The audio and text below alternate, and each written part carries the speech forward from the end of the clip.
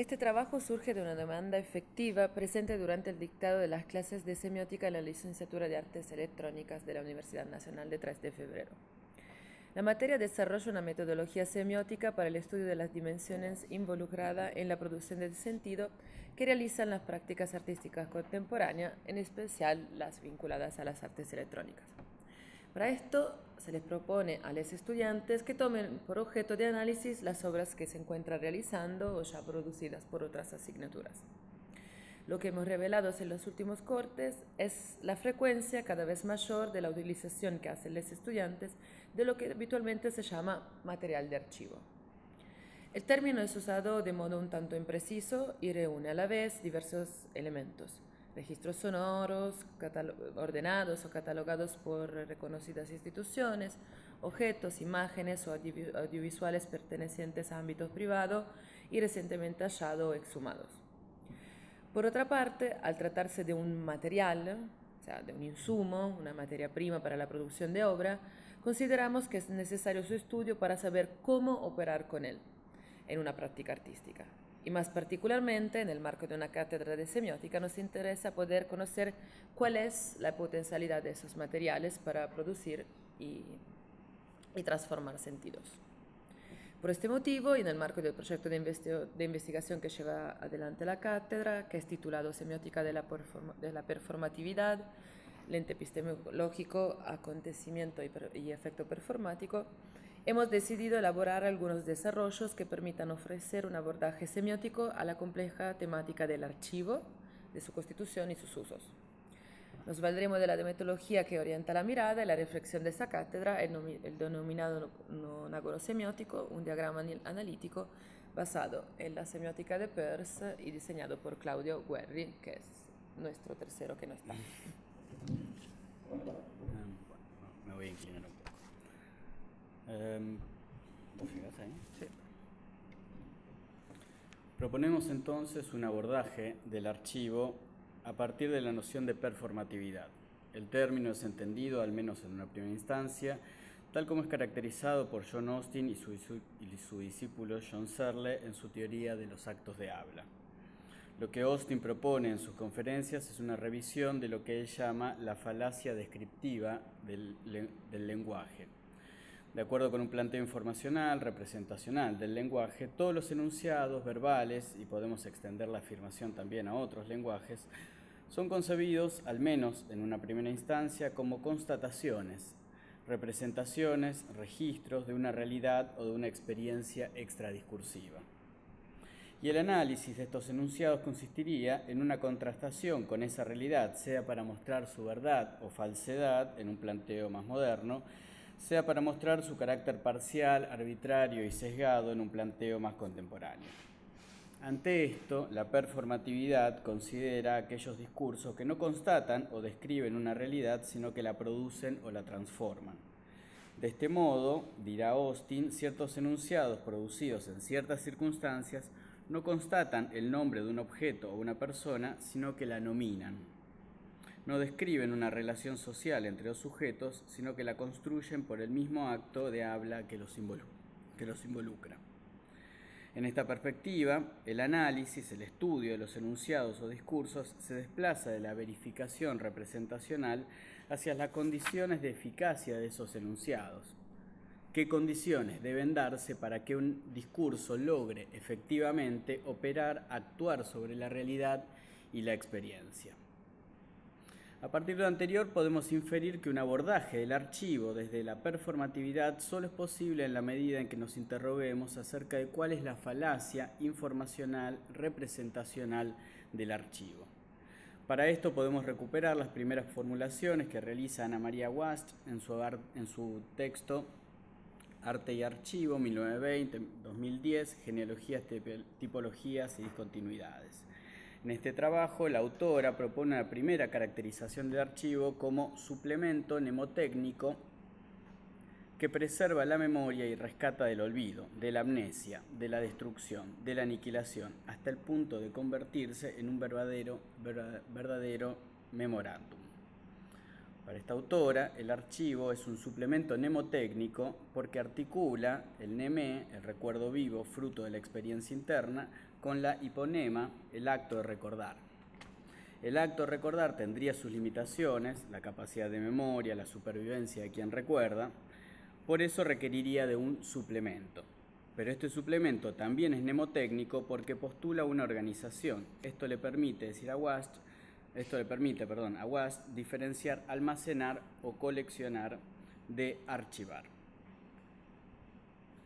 Almacenar consiste, para esta autora, en asignar un lugar o depositar algo, una cosa, un objeto, una imagen, en un lugar determinado. Mientras que archivar implica un agrupamiento, pero exige unificar, identificar, clasificar. Su manera de proceder no es amorfa o indeterminada, sino que nace con el propósito de coordinar un corpus dentro de un sistema o una sincronía de elementos seleccionados previamente. La clave para comenzar a precisar la falacia del archivo podemos rastrearla en el final de la última cita, elementos seleccionados previamente. El archivo, en este planteo, mantiene una relación subsidiaria con esa selección previa. Como la concepción descriptivo-constatativa del lenguaje mantiene una relación subsidiaria entre un enunciado y la realidad o experiencia que representa. Aunque tal representación se realice de un modo más o menos precisa, capturando ciertos aspectos y descartando otros. En suma, en este planteo, el archivo se constituye por tres elementos: una organización o clasificación, un recuerdo fruto de la experiencia o un sustituto, una imagen, objeto, discurso verbal, etc., y un criterio de selección. Y estos tres elementos se vinculan entre sí para realizar el objetivo de preservar la memoria y rescatar del olvido. Ciertas experiencias que se consideran memorables se organizan de una manera particular para poder ser recordadas de una cierta manera. Esto es lo que le permite decir a WASP que el paradigma del archivo realiza un pasaje del objeto, artístico y aurático, al soporte de información. El objeto deviene en soporte de información en tanto se constituye en soporte de un recuerdo fruto de experiencias previamente seleccionadas. ¿Cuál es entonces la falacia del archivo? Para poder responder esta pregunta es necesario cuestionar el carácter subsidiario que se plantea entre el archivo y los recuerdos memorables, organizados. Este es justamente el planteo que realiza la noción de performatividad. En el marco del planteo austiniano podríamos decir que el archivo no preserva una memoria, sino que la constituye en el momento mismo en que la resguarda. O mejor dicho, que vuelve memorable un recuerdo en el acto mismo de desplegar una mnemotécnica para recordarlo. A esto se refiere Derrida cuando dice: el archivo, como impresión, escritura, prótesis o técnica hiponémica, en general no solamente es el lugar de almacenamiento y conservación de un contenido archivable pasado, que existiría de todos modos sin él y tal como aún se cree que fue o que habrá sido.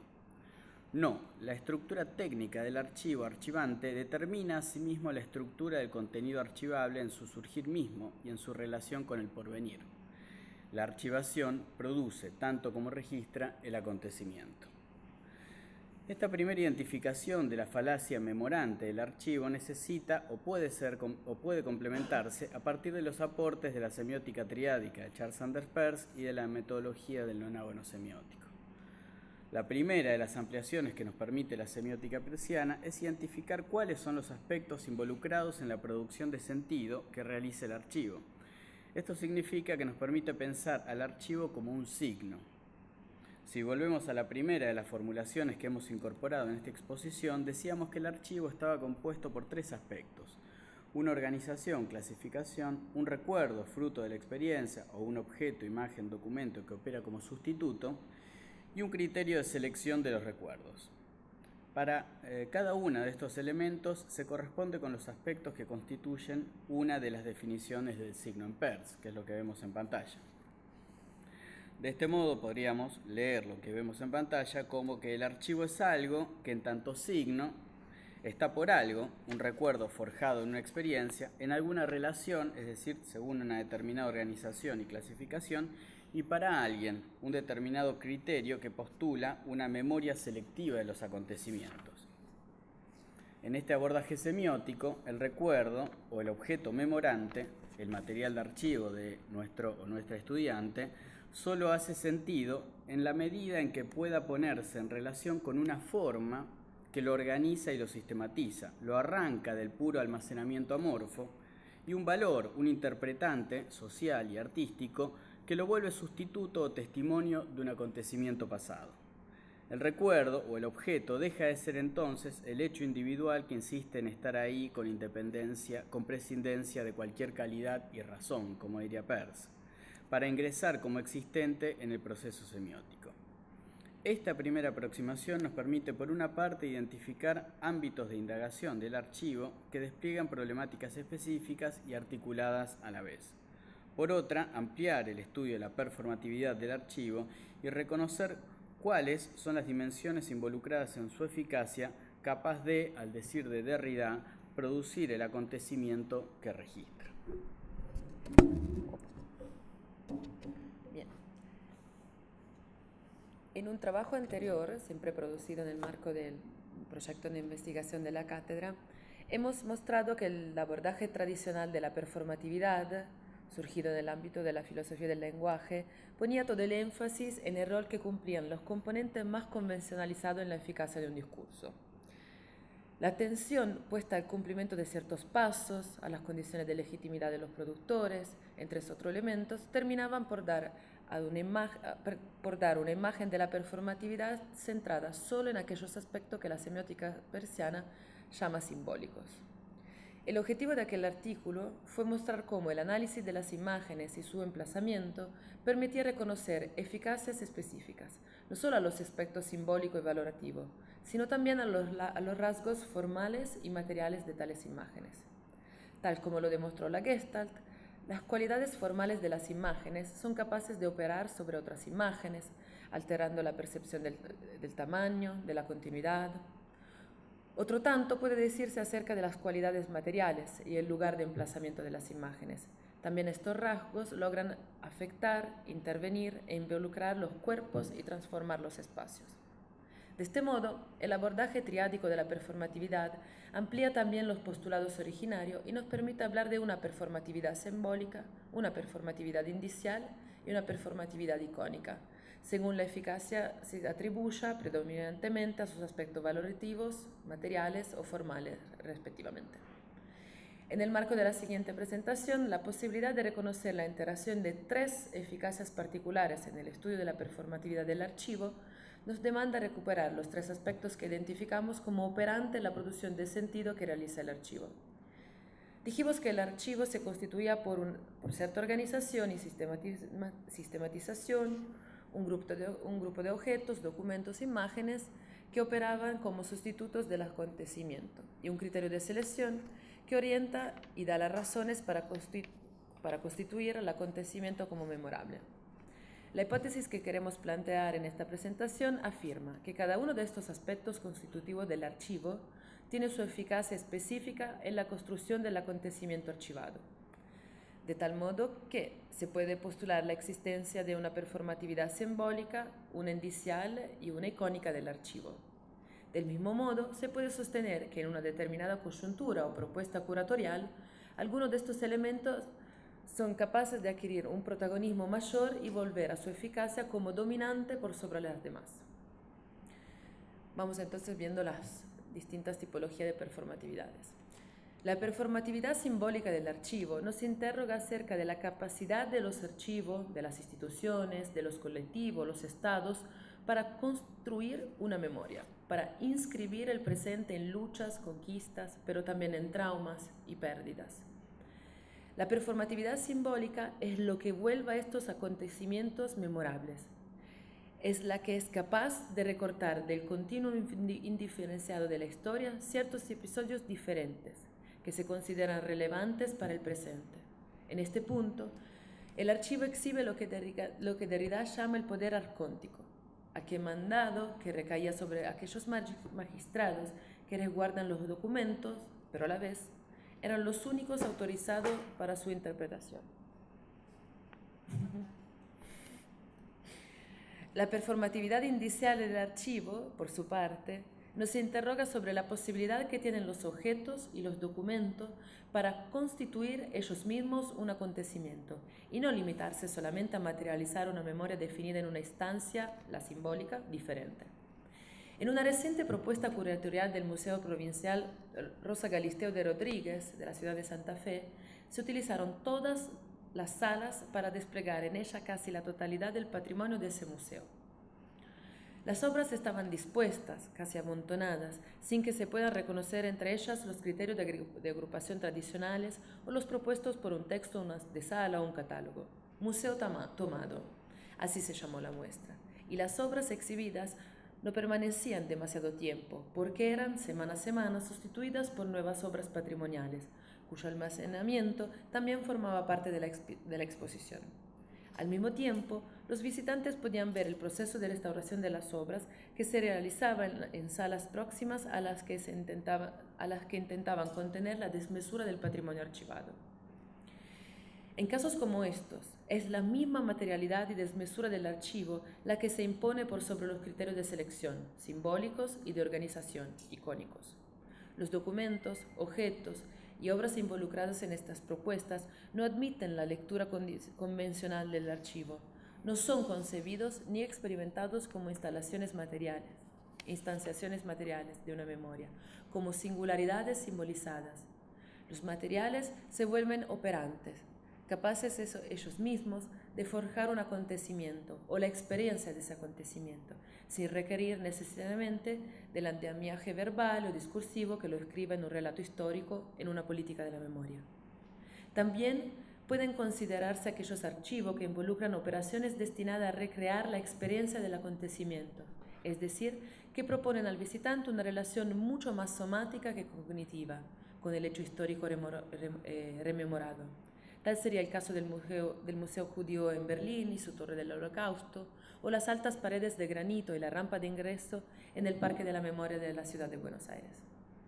La performatividad icónica del archivo, finalmente, indaga acerca de aquella eficacia del archivo para proyectar sobre las materiales una capacidad, una forma tal capaz de funcionar con un criterio de selección de futuros objetos, documentos. Serán material de archivo en la medida en que se corresponden a los rasgos organizados y sistematizados por el archivo. El carácter performático de esta instancia se reconoce en la medida en que los criterios de organización dejan de ofrecer una técnica, una mnemotécnica, para clasificar y ordenar lo disponible, y pasan a constituirse en agente de selección de aquello que se considera clasificable, es decir, icónicamente archivable. Al mismo tiempo, parte de esta performatividad icónica del archivo consistiría, por contraparte, en producir su propio resto indivisible, una suerte de asylum ignorantiae al que irán a parar los materiales inclasificables, la caja de zapatos. El carácter icónico de este aspecto no solo alude a las cualidades formales, teóricas si se quiere, que están siendo identificadas y relacionadas, sino también a la permeabilidad de estas instancias al desarrollo de representaciones visuales con fines mnemotécnicos, tales como el llamado Palacio de la Memoria, al cual alude San Agustín en sus Confesiones. Bueno, para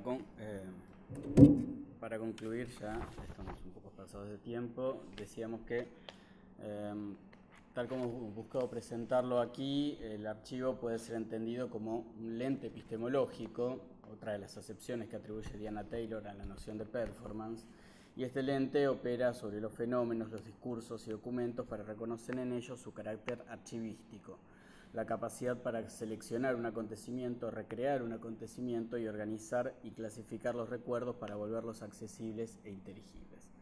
Digamos finalmente que el material de archivo del o de la estudiante puede ser ahora interpelado desde estas diferentes performatividades para indagar en sus condiciones formales, materiales y valorativas de constitución y también sus eficacias específicas, de modo de poder operar sobre ellas en el proceso de producción de una obra.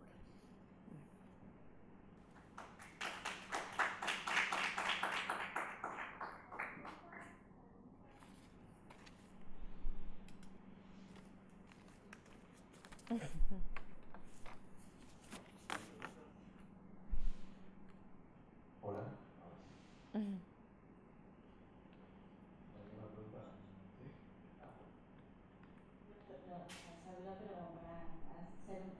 hincapié en el tema. Metodológicamente, en la cátedra, el trabajo, el proceso final de la cátedra es realizar un archivo, ¿o no? No. En realidad... Sí. Para saber si la instancia de archivo es parte de la instancia evaluativa. No, es más bien como objetivo de la cátedra es construir como un andamiaje semiótico para que las y los estudiantes puedan hacer una experiencia de análisis semióticos. Eso es. Lo que nos hemos dado cuenta, o sea, entonces como cátedra vamos renovando como nuestro andamiaje según lo emergente también de los estudiantes. O sea, en todos los años de trabajo hemos visto cómo ciertas materias han ido cambiando por intereses tecnológicos, sociopolíticos, ¿cierto? En los últimos años hemos visto que ha habido como un cierto viraje hacia esta fascinación por el archivo. Entonces, frente a esta emergencia, decidimos como pensar un nuevo andamiaje. Veníamos más trabajando sobre lo que era más, qué sé yo, retórica visuales, audiovisuales, instalaciones, y hemos como abierto esta nueva posibilidad interpretativa, eso, por darnos cuenta de lo emergente mismo de parte de los estudiantes, que es un poco la apuesta de la materia, ¿sí? O sea, utilizar la semiótica como una herramienta, bueno, analítica, pero también analítica de la fase del proceso creativo. Así que es como una ida y vuelta entre las y los estudiantes y nosotros.